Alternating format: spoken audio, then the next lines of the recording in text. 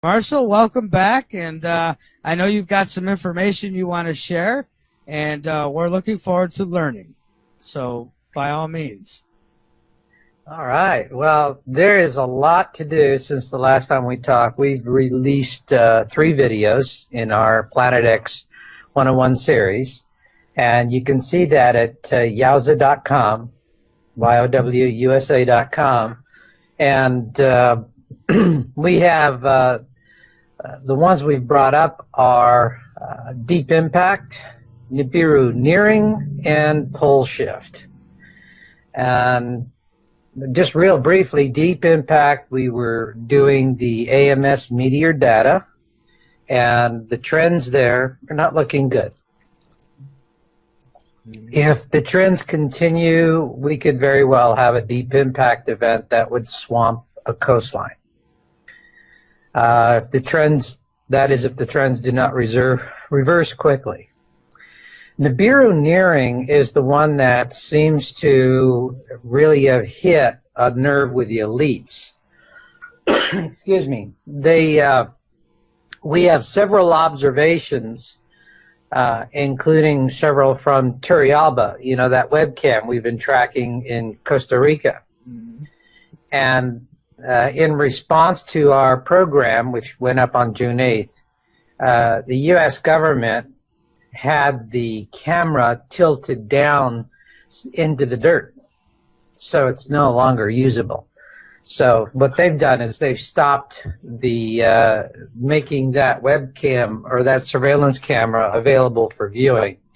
And if you go to my webpage at YOWUSA.com, you can see the Planet X 101 series, all 4 programs. It's about 3 hours. And for those of you who are newbies, it distills what would be the equivalent of 3 years of personal research effort into 3 hours. So this is a really fast and friendly way to bootstrap yourself into the topic. But also when you're there, read our article, It's Time to Look Up.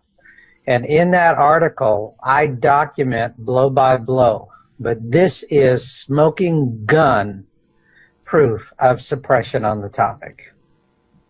Yeah, and Marshall, if you remember correctly, after the last time you were on, I had to email you to let you know that, you know, not that I'm anybody special or important, but I, you know, double checked stuff. I took like timestamps from your video and I went and looked, and I could account for everything except for that object. And so yeah, that is, you know, and then I get people saying, well, it's a reflection on this and it's a reflection on that. Well, in previous videos, we have shown the object slipping behind a cloud bank. So tell me if a reflection can do that. I don't think so. Yeah. Peter? So I'm here. Sorry, I was just listening. Oh, I had watched the videos earlier, and you know, Marshall, I have to say, I've been interviewing you personally for about 3 years, and I've noticed over that period of time, at least 3 years, and over that period of time, you've continued to refine your work and provide more accurate data. And now, you know, I'm thinking, okay, sooner or later this is going to have to show up. I was not a big, and I'm still not quite a big fan of Nibiru, but for different reasons now. But I wasn't, you know, based on Zechariah Stitchin's work, I was not a big fan of Nibiru. I said, hey, we're crossing the galactic plane, and I can see Earth evidence of this. However, you know, we watched Elenin come in and go out, and that wasn't Nibiru. And we watched Ison come in and go out, and, you know, that was supposed to be everything from the mothership to Nibiru. And no, it's not time yet. And I knew these things based on the prophecies, based on the timing that's laid out in the prophecies. However, when I'm listening to this data here that you're presenting, and I'm looking at the timeline of my data in the prophecies, I'm saying, uh-oh, heads up. Yeah, yeah. I mean, that is, whichever way you cut it, we're in deep voodoo. We are. Yeah, and it's the timing of the events, and we'll get into this a little bit more, but it's the timing of the events with the blood tetrad moons that started in April on Passover, and they're going to end on the Festival of Booths, which is Sukkot, September 28th, 2015. Interestingly enough, the next Passover has been miscalculated. It's on the calendar as April 22nd, when indeed, when you do the calculations as prescribed, it should be March 23rd. Interesting. It may come at a time when you think not. Yeah. Well, so, I don't think you'll mistake I'm looking at these things and what you're saying, and I'm saying, okay, well, maybe we should pay attention to what Marshall has to say. Yeah, I find the denial factor is just amazing to me. If you create a Google search string, end times, Bible, and deception, okay? You plug that, end times plus Bible plus deception. You put that into Google, and it comes up with like 1.63 million results. So people are used to talking about, well, yeah, there's going to be deception. 1.63 million results. I mean, stop and think about it. These are web pages that are hitting on these keywords in that sequence. And yet people still say, well, if it was that big, the government would have to tell us about it because it would be that big. Yeah, and if you believe that, I have a bridge in Brooklyn that's for sale. It's going cheap. It's going quick. To you, whoever wants to buy it, $300 million. You can put a toll booth on it, and we're good to go. You can make your money back in a year. I promise you. There's a lot of traffic that goes across that bridge. And it's. What I'm seeing is, is just part and part of the suppression. What makes the suppression really so effective is that people really do tend to cling to the bliss of their ignorance like jealous lovers. They don't want the news. But there's a growing minority of them that do and that are waking up to it. And so that, for me, was the key issue here to creating the Planet X 101 series, which is about 3 hours of video and capped off with Pole Shift, which gets into a look at, what would the celestial mechanics be in terms of the causality of a pole shift. And after you've watched this for 3 hours, you're going to see a lot of hard evidence. You're going to see a lot of observations. You're going to see a lot of science. You're also going to see other things. You're going to see prophecy, predictions. It pulls all of the interest angles in there. But at the end of it, if you've gone through the whole 4 episodes in the series, which takes about 3 hours, you'll have consolidated 3 years of personal research. And at that point, you're going to have a really strong mastery of the topic. And the reason why I'm doing that for the newbies is I really want them to jumpstart and to be able to get into it, because they do not have the benefit of time that people have had in the past to contemplate all of this. They really need to get rocking and rolling much faster. And so for that reason, I've got myself working on a dual track where I need to work with the newbies, which is why I do this series, but my greater emphasis right now is to begin helping people who are going to who've already committed to surviving this. Let me ask you. Oh, I'm sorry, Marshall. No, you could finish up. Oh, that was it. Oh, okay. Let me ask you. I'd like for you to one more time go over why it's not a lens flare. And I'm not questioning you. I'm just saying for those who keep trying to, point out and say, oh, it's a lens flare. Can you explain that just a little bit? Yeah, because lens flare, sundog, these have become knee-jerk denial rejections.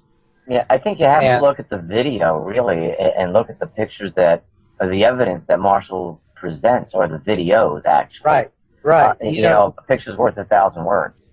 Yeah. It is. And, the thing of it that I find a little frustrating is people who say this, or people who, I say, well, have you followed my work? Have you watched my videos? Have you seen everything we've presented? And, it's no. But it's a sundog. But you haven't looked at my work. No, it's a sundog. And you're not going to look at my work. No, I'm not going to waste my time looking at your work. And I mean, it's this, you can lead a horse to water, but you can't make him drink. But, when we started looking at this, of course that's going to happen. Now, I've been in this game since 1999. That's when I wrote my first articles in this field. And it was in about 2003 that I started seeing a real heavy disinformation effort by the operatives being planted with these sundog cell phone pictures. And this was in the days when you had the early camera phones that had, like 1 to 2 megapixel cameras. 2 megapixels was woo. And these cameras had really primitive circuitry compared to what we have now. And so all they had to do was just take it, name it at the sun, and shake it back and forth. And they could get it to do all kinds of stupid things and create halos and reflections and sundogs. And Marshall, I just want to say one thing here. What you're pointing out here is extremely important. At one time, I had my own photography business, and I used Hasselblad and Rolleiflex. There's a reason why I used those cameras. Rolleiflex. Good Lord, man, you had the good stuff. Yeah, and if I really wanted to expand the film, I had a Maya RB67, and that's it. I'm dealing with a piece of film which is 3 inches by almost 4 inches. And I would use ultrafine grain so I could turn around and take that picture and blow it up to a 3x4 photograph, 3 foot by 4 foot photograph, and it would look crisp and clear. So having and with the circuitry, when I love digital cameras. Big frustration with digital cameras. Now that they're getting up into the 40 megapixel range, okay, now we're talking. Yeah, but still, you're dealing with circuitry and still the camera's dealing with brain. circuitry and batteries. And I got to be honest with you, when I've gone out on certain shoots, I still have a good old 35 millimeter Olympus, and I'll go buy film and use it because click, you got it, click. And with these digital cameras, it's click, and it just takes forever for them to image. They just don't have the speed unless you're going to go out and buy these really expensive ones. But then you run out of batteries. Then you run out of chips. I mean, the old Olympus, I just get a bag of film and maybe a couple extra batteries, and I'm good to go for a trip. And so it's getting there. But the big thing that we're really finding right now people are using for observations are smartphones. And here's what really made a huge shift in the disinformation effort, because back when the cell phones were 1 to 2 megapixels, you could get all of these aberrations. And so they just started flooding the internet with this nonsense. All right. And we were watching it. We've documented it. You can find it on our site. We were, documenting what was happening years ago. Not that anyone is ever interested in history. And however, things changed in a very pronounced way when Apple brought out the first of the iPhones. I think back then it was about, 8 megapixel was the camera, but it just simply, the iPhone set a whole new standard. And at that point, what we saw was that the disinformationalists stopped the campaign. But they had already achieved their goals. They had gotten the terms reflections and sundogs injected into the public domain. And consequently, when people would look at pictures coming off of smartphones, they would brand them as sundogs just as fast as they would coming off of these junky little phones, which we won't even use images that come in from those phones. They're just very problematic. But the smartphone, the picture resolution is amazing. And so once those came in, the disinformation campaign chilled out, but the damage was already done. And so people were already inoculated against these kind of images. And the thing is, with a smartphone, you can get reflections and sundogs in an image, but you can also unlike with the cheap cameras or the older cameras, which were very poor, you can differentiate between a legitimate object and some sort of aberration, reflection, or sundog. And so you can make those distinctions in a better resolution camera.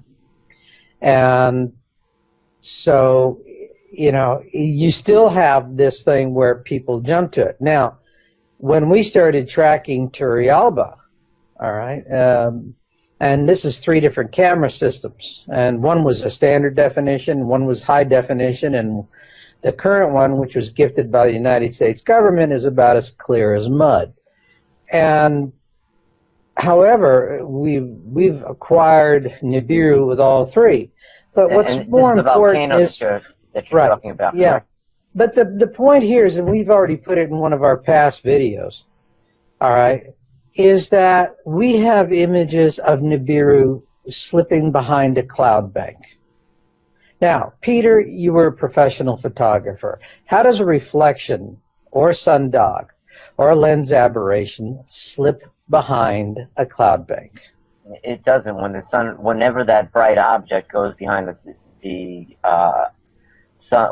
clouds, that flare should go away. As a matter of fact, my favorite day to shoot, especially outdoors, was on overcast days.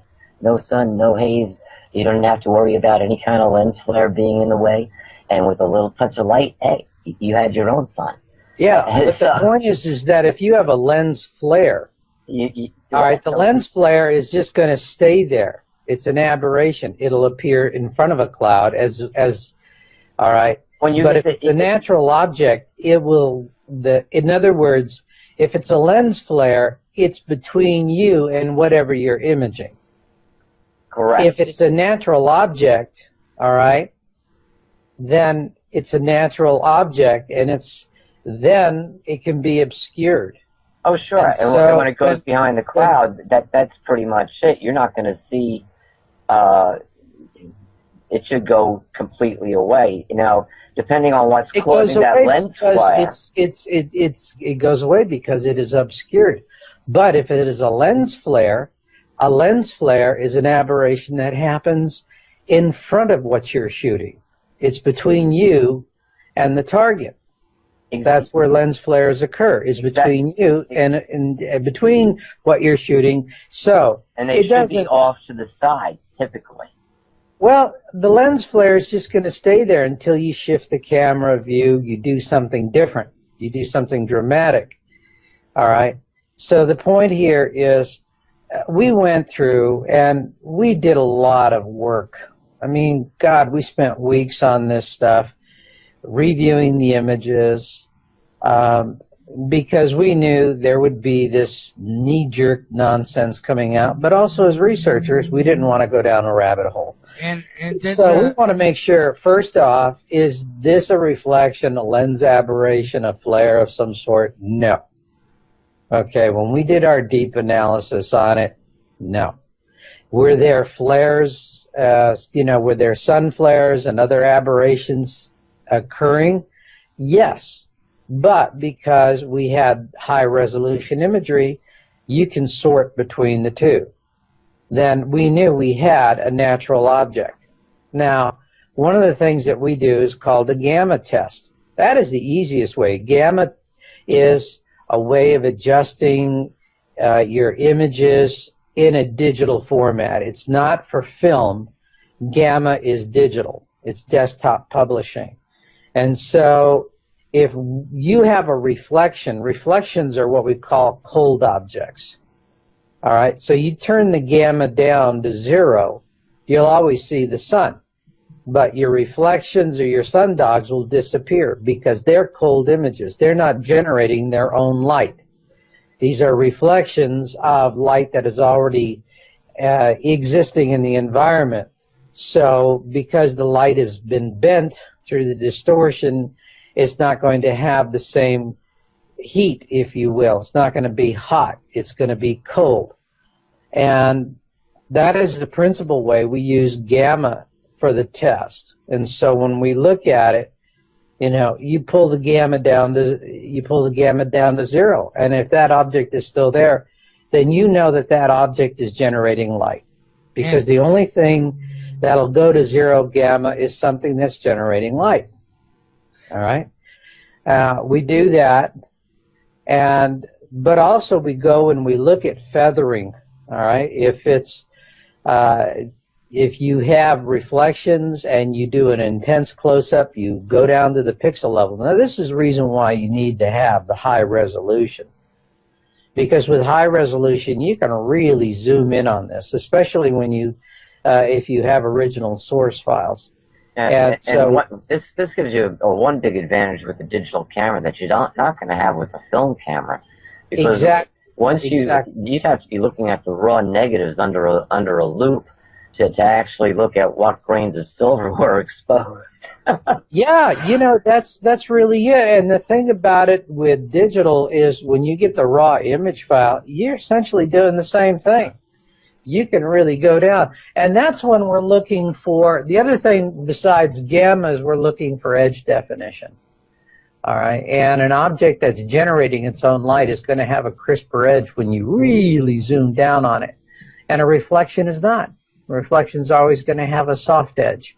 So are sundogs. And guys, so these are the kind of things that we do when we're evaluating these images. And I'm just not going to be buffaloed by a bunch of disinformation operatives who have just gone out and tainted the discussion with, they do that. Like now the current thing is, before sundog, and everybody says it because they think, oh, it makes me sound intelligent. Okay, good. All right. And they really don't understand, to the level that we do. Now the new term after sundogs that the disinformationalists have created is fear porn. Okay, and so these are code words. These become code words. This is social programming, and when you hear these code words, the immediate emotional message people get is, "Don't look at this. Don't look at this. Don't look at this." All right, and that's how it works. And it's effective because people want it to be effective. We've got to take a break, guys. So we'll pick right back up on this. I do want to ask you this quick before the break. Didn't the clouds? I mean, they played a significant role in showing that it wasn't a lens flare, too. Did they not? If I remember correctly. if the object disappears behind the cloud, all right, then you know that that object is behind the cloud, and a lens flare is going to be between you and the cloud. Mm-hmm. Lens flares live directly right in front of the camera. All right?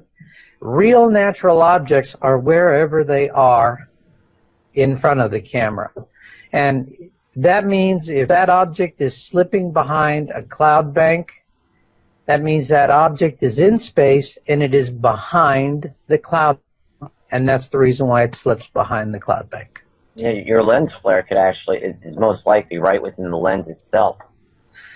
Yeah, a lot of these are, this is going to be within the lens. If you have a surveillance camera, it has a housing. The housing will have a glass that's protecting the lens, so you can get an interaction between the lens and the camera and the surveillance housing, protective filter that's in front of it. But in the final analysis, whether it's sundogs, reflections, or whatever, it's all going to take place within an inch or two of the imaging circuitry. All right, whatever's existing in the environment is whatever's going to be in the environment. And in the case of Turrialba, we're looking at infinity as the setting. So we're shooting the other side of a volcano. Behind that is going to be cloud banks. Behind the cloud banks is going to be the sun and whatever objects are visible. And then, of course, once we've determined that it's a natural object, the next thing we have to do is it a cataloged object? And this is the other thing. I mean, we always hear that they go Venus, Venus, Venus, Venus, Venus, Venus, Venus. And I was able to account. Hey, you know what? Right there in what we're showing you, you have the direction, you have the time of day, you have the location. Go get Stellarium and check for yourself. Do they ever do it? No, because they like sounding intelligent by going Venus, Venus, Venus, Venus. If they would look, they would say it's not a cataloged object. All right. You already did that, right? Michael did, yes. Marshall, Yeah. when we come back from the break, I want to ask you about Antarctica. All right. Okay, Peter, take us into the break while you're there. Folks, stay with us. After the break, we'll be going to Antarctica. All right. We'll be back, everyone. It'll be a bad luck day, but I'll tell you, why do I always feel so good on Friday the 13th? That might be bad. It's a full moon besides. Oh, This isn't going to happen for like another 80 years or something like that. I forgot exactly what it was. But I get a kick out of it. I always like Friday the 13th. It's like, okay, let's stare destiny in the face, and especially on a full moon. But you know where Friday the 13th got its unlucky aura from? I don't know. It was Knights Templars. Yes, it was Friday the 13th that they started rounding up Knights Templar and officially ended the order. Or at least those who are running the order anyway. See, and Friday the 13th has never been a bad luck day for me. I've never had a Friday the 13th that I could look back on and say, oh my God, I'm not getting out of bed today. They've always been pretty good, so I don't know. Yeah. I agree with you. It's like, hey, today's Friday the 13th. Cool, let's go live life. Yeah. Good night to drink and watch some scary movies, right? Speaking of which, Marshall, I've been watching Antarctica for at least 2 or 3 years. It's right on my main feed here. It's the second Neumeier station that I've been watching. Their essential semi-live snapshot feed of the station and the horizon. And I've watched the sun rise lots of times, and I've watched the moon rise lots of times, and I've seen some things I can't explain. Now, some can be explained by, quote, lens flares. As a matter of fact, the first time I looked at something, I go, wait a minute, what in the world is going on here? What am I actually seeing? But I've seen some things which can't be explained by lens flares, and there's one that's going on now. But here's the interesting thing. You brought up the volcano, where they swapped out the camera, and the image turned to garbage. Well, the camera that they had at Neumeier Station was a pretty good camera. It showed everything. It had, the aurora borealis, or I guess it's down there. It's or the aurora borealis, or whatever the heck it is, that it's called something differently down in the southern lights, the equal thereof. Beautiful. You'd see it right in color some nights. The sky would just light up green and different shades, and you can watch the shimmer as, you know, you watch the still photo. Changed out the camera. Now it looks like you have an old black and white TV that you turn around and you're in between channels, or you're on a channel that's not transmitting and you got nothing but snow coming across. As a matter of fact, it was so bad that they actually put in a little sub-screen camera next to it so you could still see that the station was there without the snow. Now, they have improved the resolution of it a little bit, but boy, not like it used to be. Now, the interesting thing is that I've been watching something rise almost every morning for at least a year that I've been writing off as Venus. I'm not an astronomer. I'm not going to go run down and educate myself in something that I barely know, to go find information that doesn't really affect my life today, to something that I already know is coming, and I've got a man that is dedicated to understanding it, and his information is right at my fingertips. So, seeing as you're here... we find it is a cataloged object, and so you don't get anything. In terms of the resolution being changed, I mean, that's obvious. Instead of going in and mucking with the camera feeds, because things do sometimes fall through the cracks, it's just easier, to replace high-definition cameras with clear as mud cameras. I mean, I think literally they had to go and get some of the original cameras that were used to film the Kennedy-Nixon debate. You know? Yeah, it almost seems that way. It's like, they just look awful. That's what they did, you know, with Turrialba. The first two systems were put up by the university that operates it there in Costa Rica. And when the second system, which was a very nice high-definition system, when it was disabled during a volcanic eruption, and these things happen, it's a very active volcano, it's a very dangerous environment up there, and it's hard on the cameras. The thing about Turrialba that's very different from other volcano cams and surveillance cameras or webcams is that, you know, 99% of the other volcano cams are all pointed out to the east, because that's either they're pointed directly to the east or they're pointed right down into the mouth of the volcano. To the east, they want those really fabulous, sunrise pictures in the morning, which are really fun to look at. With Turrialba, what they could only work from the eastern flank of the volcano. It was the only safe place where they could mount a camera looking out to the west-southwest. And the purpose of the volcano camera for Turrialba is actually, it's principally for the benefit of the people who live at the base of the volcano, because they get up in the morning and, you know, they're not tuning into, you know, Good Morning America. They're tuning into the volcano feed to see if they're going to need to bust a move that day. And so it's always had a very good field of view to show people what's happening in the volcano, particularly with a couple of the vents there. And the second camera, which was high definition, which was installed, I think, in late 2012, and that was the one that we did all our imaging on in 2013. We've got we probably got over 1,000 captures of Nibiru from that camera system. And it was toasted, I believe it was in May of 2013.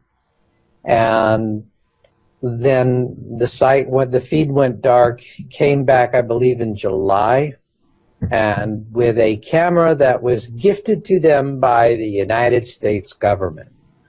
And it was just the worst camera. It reminded me of those old 2 megapixel cell phone cameras.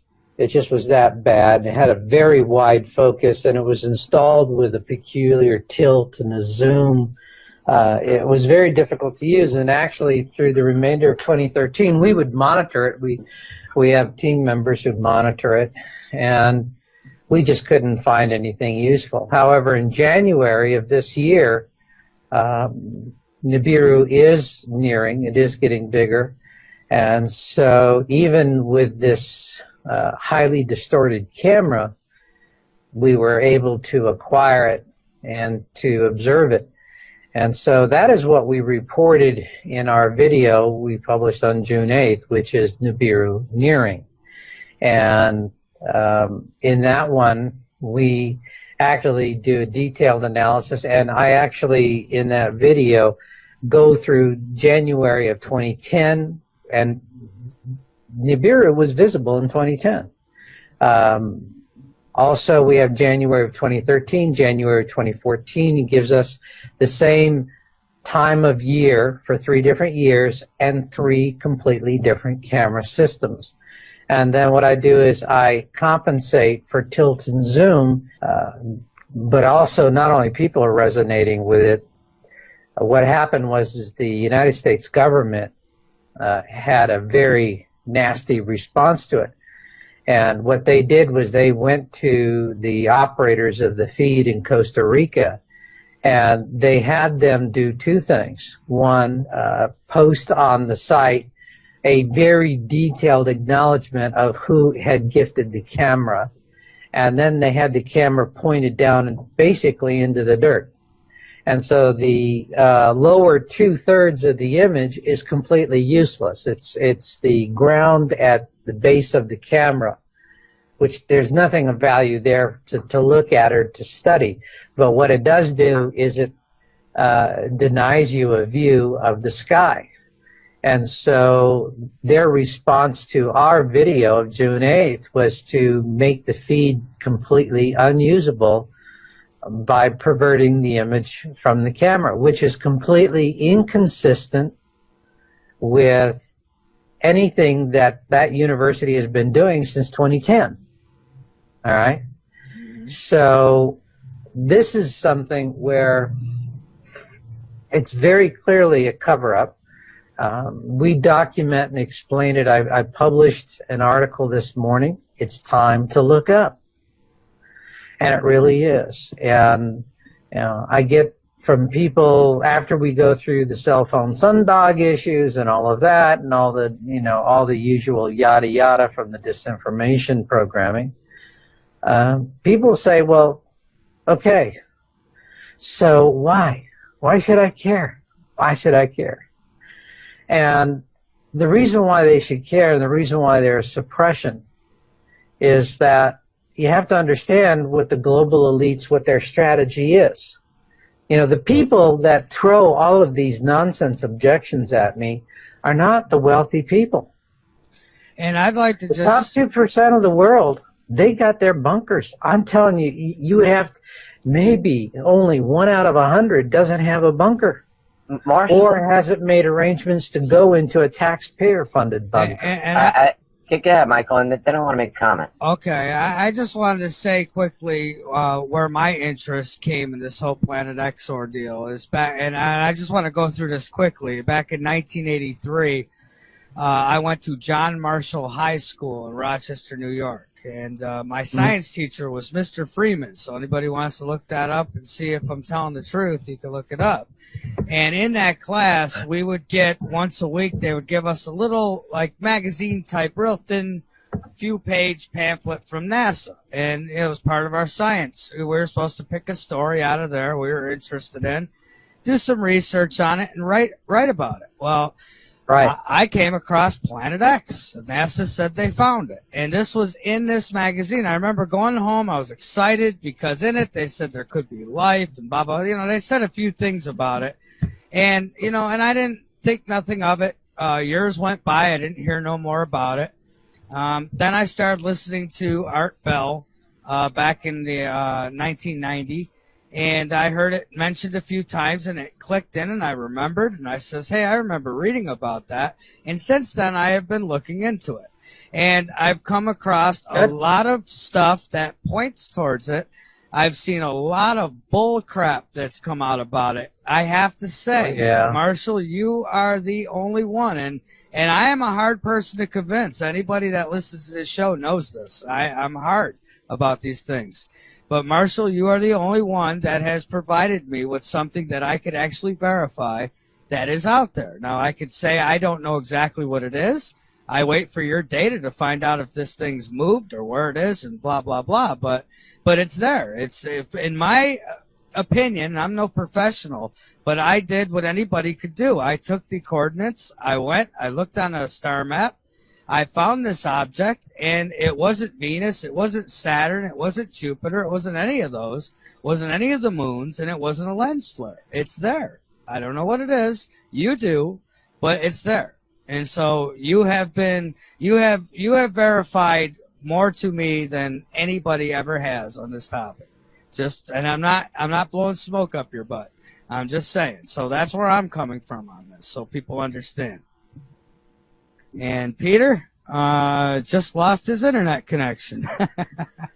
Or did I? No? No, Peter did. And when he went down, he took everybody down. All right, so let me hang up here. Okay, hold on, folks. We got nailed here. All right, let me first get Marshall back on. This is the general mailbox for your own world. Well, that ain't gonna work. All right, let me first get Peter back on.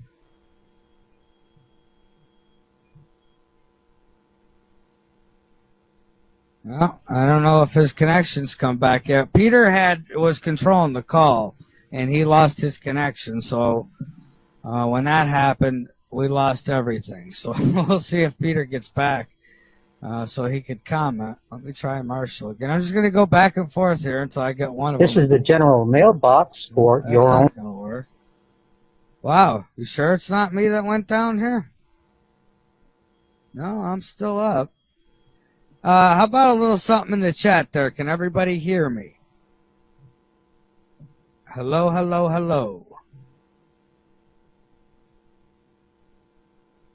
Okay. Anybody hearing me? Late Night in the Midlands.com chat room. Can somebody give me a shout? Thank you, JH. All right, so I'm good. So this is Peter then. All right, so let me get him. Oh, there we go. All right. Okay, well, looks like we peeved off. Peter, you gotta hang up. You gotta hang up on Curtis, though, Peter. You brought us all back. Well, Curtis, if you're with us, hang up yourself. Oh, wait, I might be able to do it for me. Yeah, we got it. Okay. Oh no, now you're calling him back. Oh boy. Sorry. All right.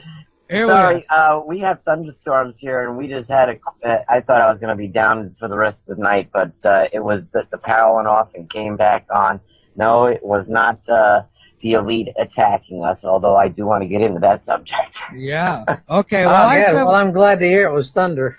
Well, I said what I had to say, Peter, so go ahead. I know you had a comment you wanted to make. Yeah, help, I've been knocked off the air. Oh shucks, where was it? Gotta go talk about having a reflect. Tell you what, why don't you folks carry on? I'll catch up. Well, I was just talking about my interest, where my interest came in this subject, and that how Marshall Masters, and I've been critical. Believe me, I've had a guy, and Marshall, you know him probably pretty well by now, King Don, who's in my chat, and him and I would argue back and forth, and I'd say yes. Marshall has some good information, but it hasn't been proven to me yet. And then finally I saw that video, and I could honestly say you found something. It's... Let me say this. I forgot my original thought in the scurry to get back online, but that's okay. I will say this. I've listened to virtually everyone that is out there at one point or another. People say, have you listened to this person? And I was like, oh, geez, I listened to that person. I go back and look at a video. Yep, I've listened to what they've had to say. I've listened to what all of the I'll call them David Icke wannabes or whatever they are. I've listened to what they've all had to say, and none of them have an answer other than, oh, well, we're going to reach a higher dimension and we're going to ascend and we're going to experience a new life someplace else. Hey, that's called rapture, folks, which is not substantiated by the scriptures, by the way. The idea of the rapture came out of a large evangelical movement that happened back in the early 1800s. You'd be surprised how many religions are still around, which was started back in the 1800s. They just grew into something else. But that's where this whole idea of the rapture began. Before that, there was never any mention of a, quote, rapture. I'm not going to get into church to dogma. That's not why we're here. The interesting thing is, though, when you do look at the scriptures and how it's laid out, I use it personally as a timeline. I gathered a lot of information from Richard Hoagland, right up to his $33 attendance for his Comet Elenin seminar. And I didn't pay the $33. It was eventually put out on YouTube, and I watched it for free. But I thought, boy, isn't that an interesting number? Isn't that telling? And eventually I stopped paying attention because what Richard was saying, now I did learn some things, but it wasn't what he was, when he would say something, it was like very esoteric, non-definitive. It was out there in the ether someplace, and you had to wait for more information. Stay tuned for drip, drip, drip. And so, you know, it's like, come on, give me a break. And then the trolls, whenever I would make a comment on his Facebook page, the trolls would come out. Oh, exactly, that's fear porn. I know it's not. It's a warning. I don't know how many times I've used this expression. If your house was on fire and your neighbor tried to wake you up, would you tell him, go away, it's fear porn, you're a fearmonger? Well, and I don't try to convince anybody of anything. All I'm doing is I'm trying to get truth. Once I confirm something and it's real to me, I'll then share it with others. And if they want to, you know, follow along and look into it, great. But a lot of times, and I'm not saying everybody, but a lot of times I find this on YouTube all the time. You got people trying to debunk that have never even, you know, I call them the parrot society. They repeat everything they hear. They don't want to do any research of their own, and I run into that quite often with people. And so, and the more closed mind they are, the less likely they are to read anything other than the headline, make a comment based on ignorance. I got into a heated debate over a topic with that in a friend's restaurant one night. Got up and walked off. You know, this gentleman pulled. I love this. He pulled his heritage. He said, well, my great grandfather was a major in the Confederate War and in the Confederate Army. And I'm thinking, oh, so your family comes from a bunch of bigots, huh? That was good. He must have stuck you with a check after that one. Well, we weren't dining together. We just happened to be in proximity thereof as the conversation was going on. But I got so upset over the situation, I walked out without paying the bill. Good, you stuck him. Great. Well, it was my friend's restaurant. I stuck my friend. I wasn't having paid the bill later on, but I was so pissed at this person's ignorance. The fact that he would make a comment based on no information whatsoever to base the comment upon. None. Yeah. You know, I mean, it's like, you know, they say, okay, I want to debate you on your evidence. Okay, fine. Have you studied it? No, but I want to debate you on your evidence. And what you get, and it's like, have you looked at any of my videos? No, but I want to debate you on your evidence. You know, it's like, so what are you going to do? Just call me names? I mean, how this is going to help? But, you know, guys, this behavior it has nothing to do with Planet X. It has everything to do with social programming.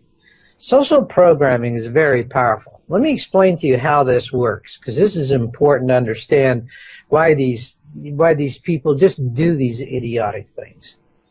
Is that First off, we are talking about a topic that provokes a deep racial memory that is in our memory engrams from birth, of rocks falling out of the sky and killing a heck of a lot of people. And so it is a terrifying thought for us. It just immediately evokes terror. And awareness, when you come into awareness in this topic, like I often say, it's like getting hit in the face with a dead salmon. You're just spitting scales for a while and wondering what the hell happened to you.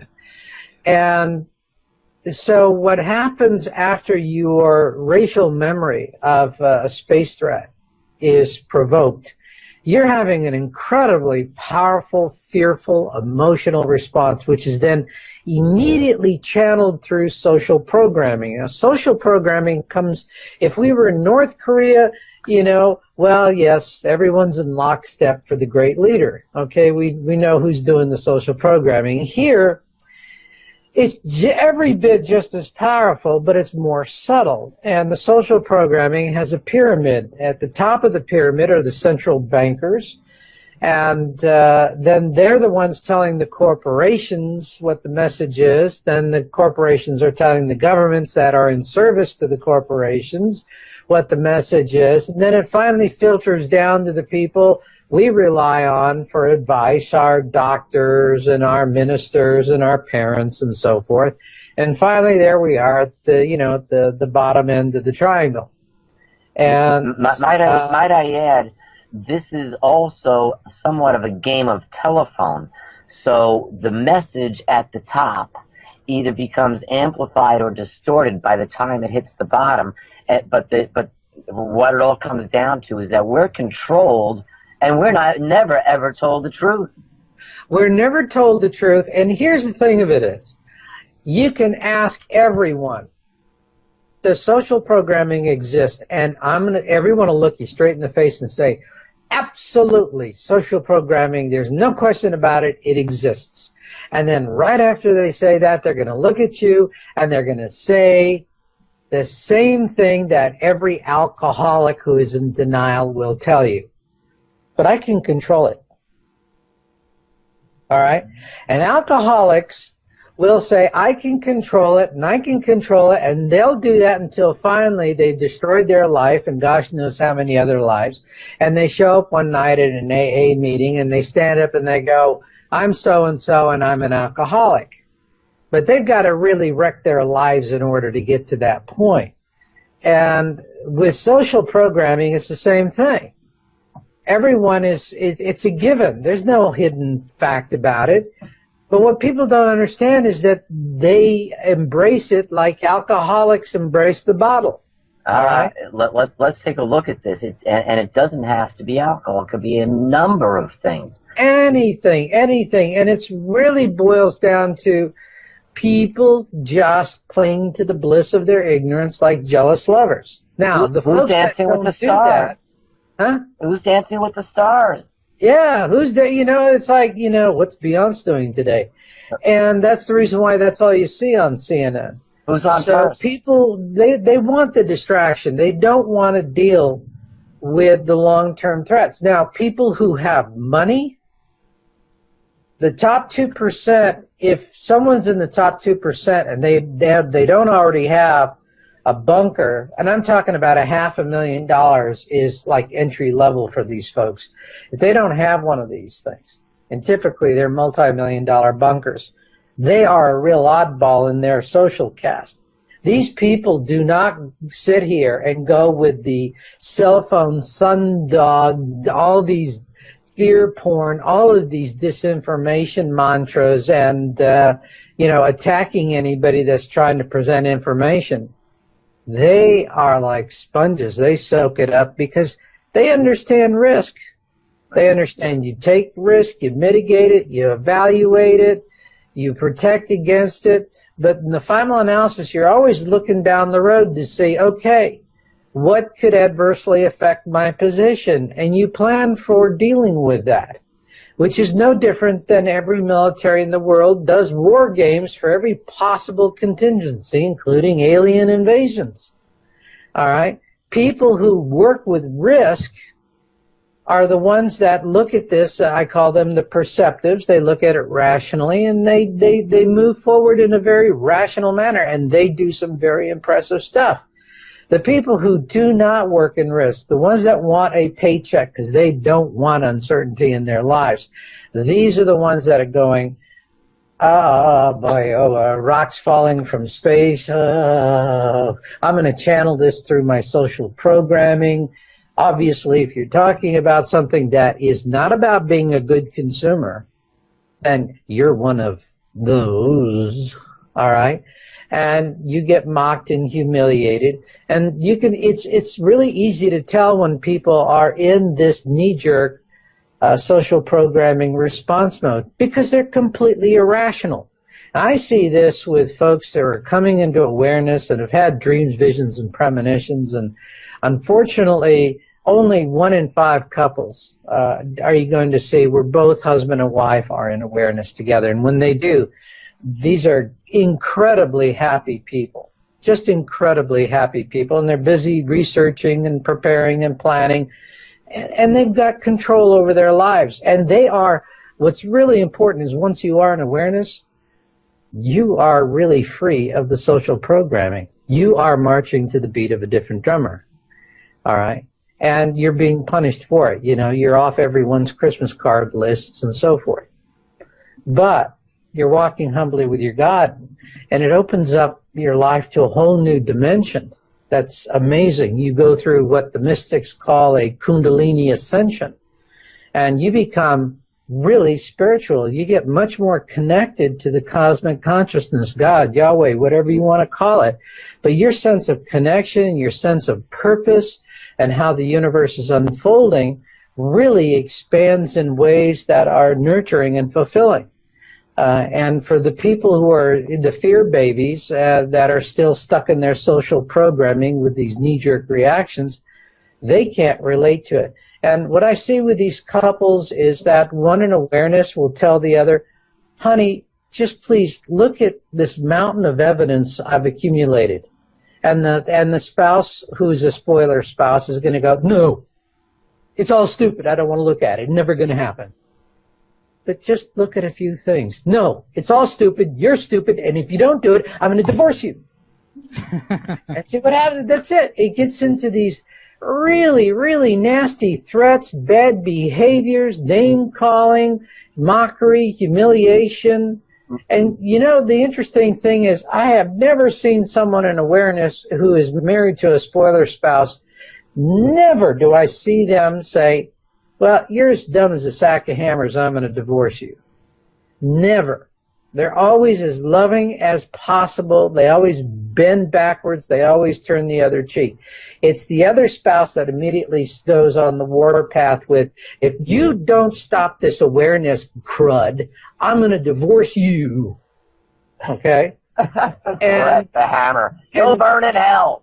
You'll burn in hell. And the interesting thing is about once that threat is laid down, the spoiler spouse, then they're back, they've hit the nuclear button. Okay? Now it's a winner-take-all kind of situation. And in 1 out of 10 cases, I see that the spoiler spouse will divorce the person in awareness. But in the final analysis, 9 times out of 10, it's the person in awareness that winds up divorcing the spoiler spouse, if for no other reason than you're just tired of dealing with all the negativity they're injecting into your life, and you just want some peace and quiet. Absolutely.